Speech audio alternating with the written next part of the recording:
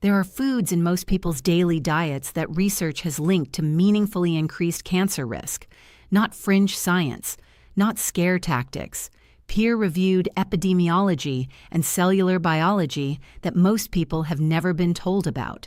I'm Megan Corvale. Today we are going through 9 of those foods, what the research actually shows, what the mechanisms are, and what you can do about it. I'll be precise about what the evidence does and does not say, because on a topic this important, accuracy matters more than alarm. 9 foods. Let's get into it. Food 9. Processed meat. This is the most well-established entry on the list, so we are starting here to anchor the rest of the conversation in something the scientific consensus is clear on. In 2015, the World Health Organization's International Agency for Research on Cancer classified processed meat, bacon, ham, sausages, hot dogs, salami, corned beef, and similar products, as a Group 1 carcinogen. Group 1 means the evidence that this substance causes cancer in humans is sufficient and consistent. It shares this classification with tobacco smoke and asbestos, though it is important to understand that classification reflects the strength of the evidence, not the magnitude of the risk. Processed meat at typical consumption levels carries a far smaller absolute risk than smoking, but the causal relationship is considered established. The primary cancer association is colorectal cancer. The research estimates that each 50-gram daily serving of processed meat, roughly 2 slices of bacon, increases colorectal cancer risk by approximately 18% on a relative basis. To put that in plain terms, if your lifetime baseline risk of colorectal cancer is around 5%, regular processed meat consumption moves that closer to 6%.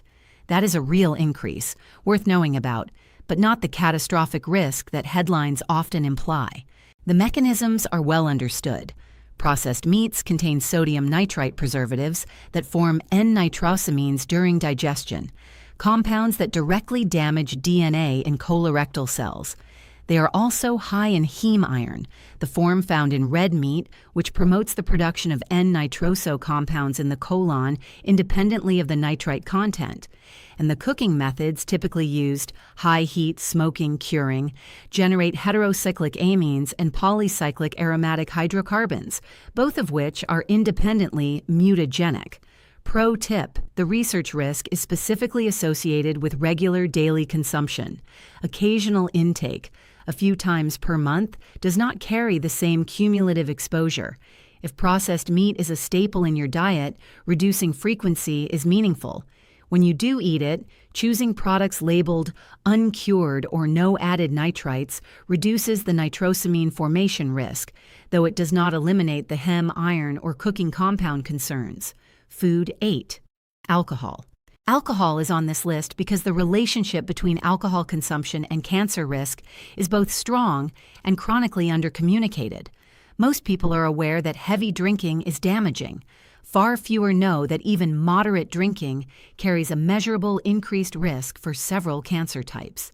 The International Agency for Research on Cancer classifies alcohol as a Group 1 carcinogen. The cancer sites most consistently linked to alcohol consumption are mouth, throat, esophagus, larynx, liver, colon, rectum, and breast. For breast cancer specifically, research shows a 7 to 10% increase in relative risk per standard drink consumed per day, a relationship that holds even at low consumption levels. The mechanism is primarily through acetaldehyde, the compound your body produces when metabolizing ethanol. Acetaldehyde is directly genotoxic. It forms adducts with DNA strands that cause mutations, and it impairs the DNA repair enzymes that would normally correct those mutations. Alcohol also increases estrogen levels in the bloodstream, which is the primary driver of the Breast Cancer Association, and it generates reactive oxygen species that damage cellular structures, including DNA. There is no consumption threshold below which the research shows 0 increased risk. The risk curve begins rising with the first drink. This does not mean that any alcohol consumption is equivalent to reckless behavior. The absolute risk increase at low consumption levels is small, but the idea that a glass of red wine per day is protective for overall health has been substantially revised by more recent research that better accounts for confounding factors in earlier studies. Pro tip: if you drink regularly, the most impactful single change you can make from a cancer risk standpoint is to introduce consistent alcohol-free days rather than reducing individual serving sizes. The cumulative acetaldehyde and estrogen exposure is driven more by frequency than by amount per occasion at moderate consumption levels. Food 7. Very hot beverages. This one is less well known than the others on this list, and I want to include it precisely because of that. It illustrates an important principle, that cancer risk is not always about chemical composition. Sometimes it is about physical mechanism. In 2016, the International Agency for Research on Cancer reclassified beverages consumed at above 65 degrees Celsius, 149 Fahrenheit, as probably carcinogenic to humans, specifically in relation to esophageal cancer. This applies to any hot drink, tea, coffee, mate, or any other beverage consumed at high temperature. The mechanism is thermal injury to the esophageal epithelium, the cellular lining of the esophagus.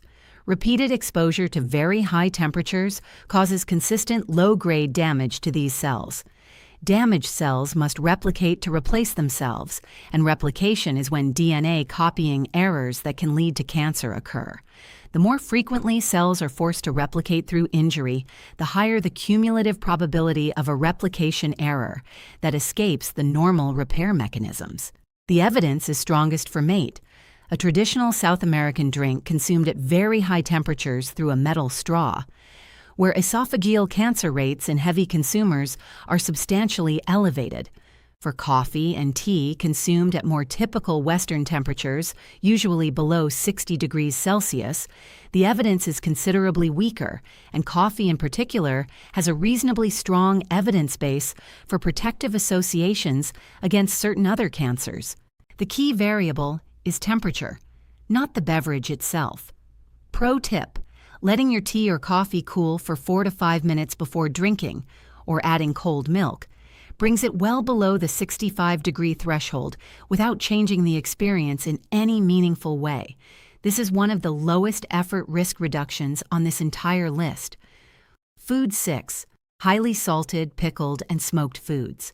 This category is most strongly linked to gastric cancer, stomach cancer, which remains one of the most common cancers globally, particularly in populations with high traditional consumption of salt-preserved foods. The World Health Organization has identified high salt intake as a probable risk factor for stomach cancer, and the evidence for heavily salted and pickled foods is consistent across large population studies in East Asia, Eastern Europe, and Latin America, where these preservation methods are dietary staples. The mechanism operates through several pathways.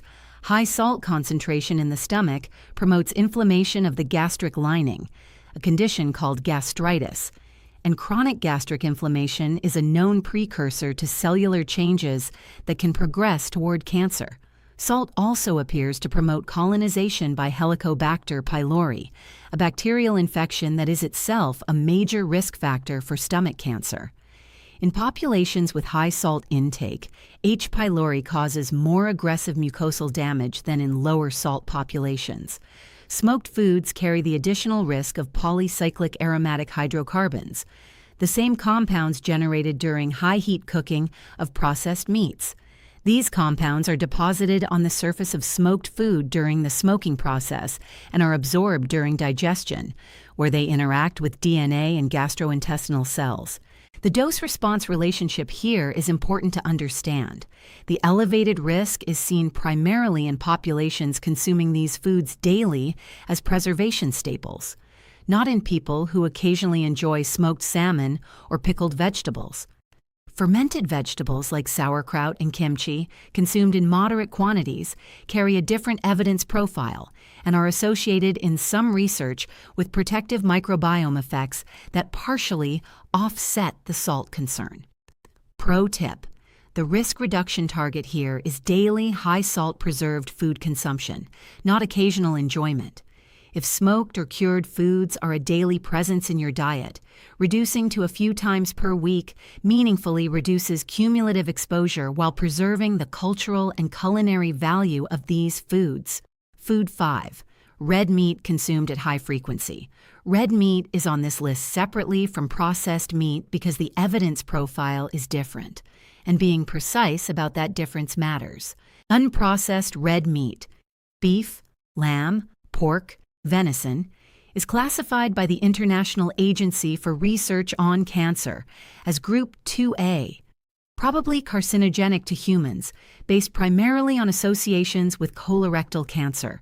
Group 2A means the evidence is suggestive but not yet sufficient to be considered definitive in the same way as Group 1. The distinction is meaningful and worth communicating accurately. The primary mechanism of concern with unprocessed red meat is heme iron. Heme iron, found at high concentrations in red meat, catalyses the formation of N-nitroso compounds in the colon.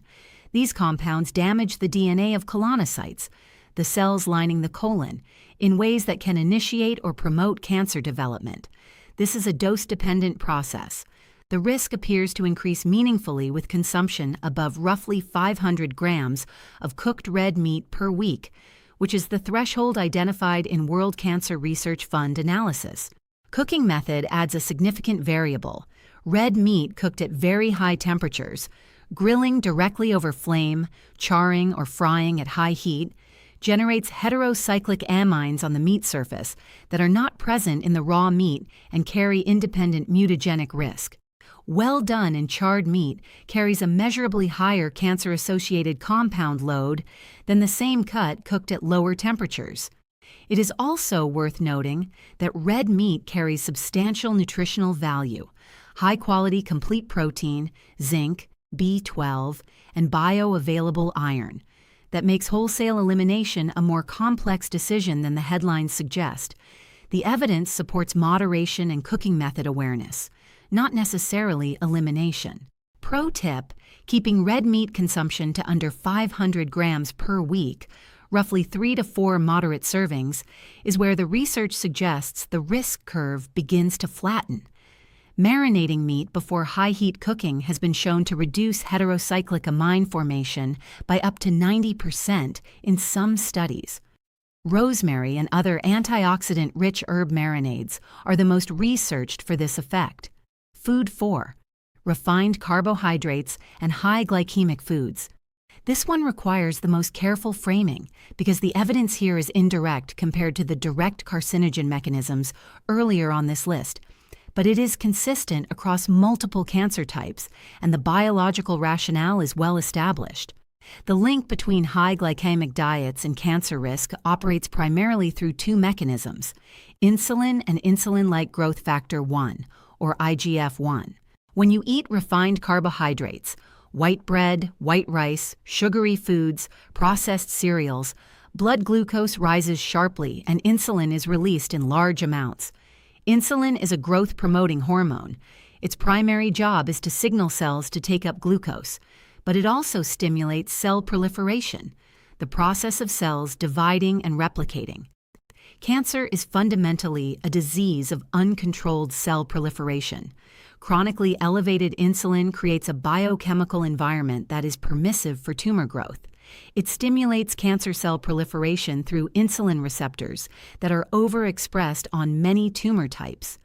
Elevated insulin also stimulates the liver to produce IGF-1, a potent mitogenic hormone that further promotes cell growth and suppresses the apoptosis, programmed cell death, that would normally clear abnormal cells before they can develop into tumors. The research associations are strongest for endometrial, colorectal, and breast cancers. A 2020 analysis published in the British Journal of Nutrition found that higher dietary glycemic load was associated with a significantly elevated risk of endometrial cancer across multiple large cohort studies. The Breast Cancer Association is particularly strong in postmenopausal women who are overweight, where the insulin-estrogen interaction creates an amplified risk environment. This is not a claim that eating white bread causes cancer. It is a claim that chronically elevated insulin from a high glycemic diet creates conditions that make the body more hospitable to cancer development, and that this effect is meaningful enough to appear consistently in large population studies. Pro tip: the glycemic impact of a meal is not determined by a single food in isolation. It is determined by the composition of the whole meal. Adding protein, fat, and fiber to a carbohydrate-containing meal substantially reduces the glycemic response.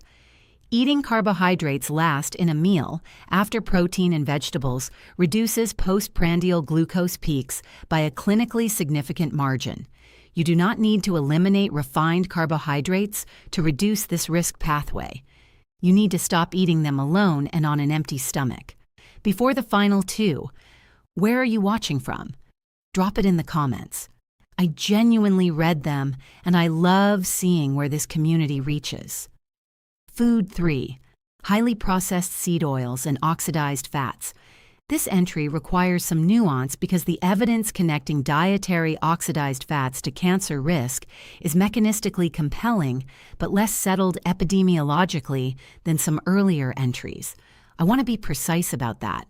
When polyunsaturated vegetable oils, sunflower, corn, soybean, canola, are heated to cooking temperatures, they undergo oxidative degradation and form compounds called aldehydes, advanced lipid oxidation end products, and cyclic monomers. These compounds are genotoxic in laboratory studies. They damage DNA and promote inflammatory signaling that is associated with cancer development. The mechanism most relevant to cancer is this: oxidized lipid products promote chronic systemic inflammation through the nuclear factor kappa B pathway, one of the central inflammatory signaling cascades in the body. Chronic inflammation is now understood to be a permissive environment for cancer development. It promotes cell proliferation, suppresses immune surveillance of abnormal cells, stimulates angiogenesis, the formation of new blood vessels that tumors require, and creates the oxidative stress conditions in which DNA damage accumulates faster than repair mechanisms can correct it. The omega-6 to omega-3 imbalance created by heavy seed oil consumption also shifts prostaglandin production toward the pro-inflammatory series, independently promoting the inflammatory microenvironment that supports tumor development and progression. What the epidemiology cannot cleanly separate is how much of the cancer risk associated with diets high in ultra-processed foods, which consistently show elevated cancer risk in cohort studies, is attributable to the oxidized oils, specifically versus the sugar load, the emulsifiers, the caloric excess, or the displacement of protective whole foods. The honest answer is that the mechanisms are entangled and the evidence is suggestive rather than definitive for oxidized oils as an isolated variable. Pro tip: the practical risk reduction here is to minimize cooking with high polyunsaturated oils at high temperatures. The combination of high heat and high polyunsaturation is where aldehyde formation is most significant. Extra virgin olive oil is approximately 73% monounsaturated oleic acid, which is substantially more heat stable. For very high heat cooking, avocado oil and coconut oil are the most oxidation-resistant options available. Food 2. Excess added sugar. Sugar is not a carcinogen in the direct sense that tobacco smoke or nitrosamines are. I want to be clear about that because the evidence here is mechanistic and associative rather than showing a direct mutagenic effect of sugar on DNA. But the case for excess sugar as a meaningful cancer risk amplifier is well supported and worth understanding carefully. The primary mechanism is the insulin and IGF-1 pathway we discussed with refined carbohydrates. Chronically elevated insulin from high sugar intake creates a pro-proliferative biochemical environment. But there are two additional mechanisms specific to excess sugar that go beyond the glycemic effect. The first is visceral fat. Excess sugar consumption, particularly from fructose, drives visceral fat accumulation through hepatic de novo lipogenesis. Visceral fat is not metabolically inert. It is an active endocrine tissue that produces pro-inflammatory cytokines, including interleukin-6, tumor necrosis factor alpha, and adipokines that directly promote the inflammatory microenvironment associated with cancer risk. Visceral adiposity is an independent cancer risk factor, associated in research with elevated risk for at least 13 cancer types, including breast, endometrial, colorectal, esophageal, and pancreatic cancer. The second mechanism is mitochondrial. Cancer cells exhibit a metabolic characteristic called the Warburg effect. They preferentially metabolize glucose through glycolysis rather than the more efficient oxidative phosphorylation pathway used by normal cells. This means cancer cells are disproportionately dependent on glucose as a fuel source. While this does not mean that sugar feeds cancer in a simple, direct sense, all cells use glucose, it does mean that a metabolic environment of chronically elevated blood glucose provides a particularly permissive growth environment for cells that have already undergone cancerous transformation. The concern is not a single sweet food. It is the daily accumulation of added sugar across multiple products, the condiments, the drinks, the snacks, that keeps blood glucose and insulin elevated persistently and visceral fat expanding gradually. Pro tip: the World Health Organization recommends limiting free sugars to below 10% of total daily energy intake, with additional benefit below 5%. For a typical adult, 5% represents roughly 25 grams, about 6 teaspoons. The average Western diet delivers 3 to 4 times this amount, largely through sources people do not identify as sweet. The highest impact reduction target is almost always liquid sugar, drinks, juices, flavored coffees, because liquid calories bypass satiety signaling and deliver sugar without the fiber, protein, or fat that would otherwise slow its absorption. Food 1. Ultra-processed foods as a category. This is number 1, not because ultra-processed food is a single carcinogen, but because it is the dietary pattern that most completely assembles every risk mechanism we have discussed today into one daily continuous exposure.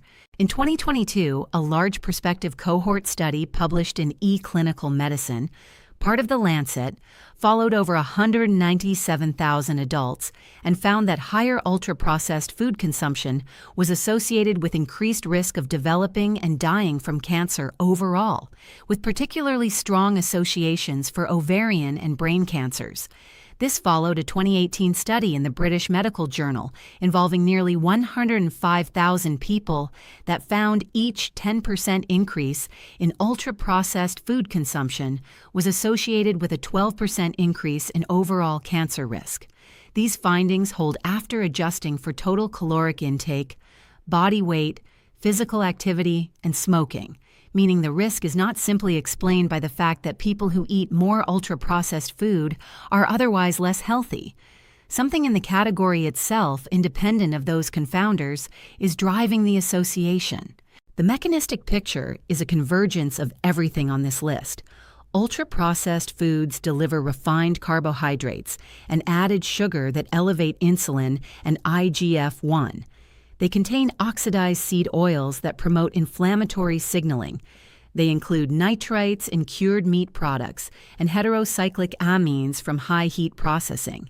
They carry emulsifiers that degrade gut barrier integrity. And an impaired gut barrier allows bacterial products called lipopolysaccharides to enter systemic circulation, triggering low-grade chronic inflammation through toll-like receptor activation. They displace whole foods that contain the fiber, phytonutrients, and antioxidants that actively support the immune surveillance and DNA repair systems that protect against cancer development. The gut microbiome disruption deserves specific mention. There is rapidly accumulating evidence that gut microbiome composition influences cancer risk directly.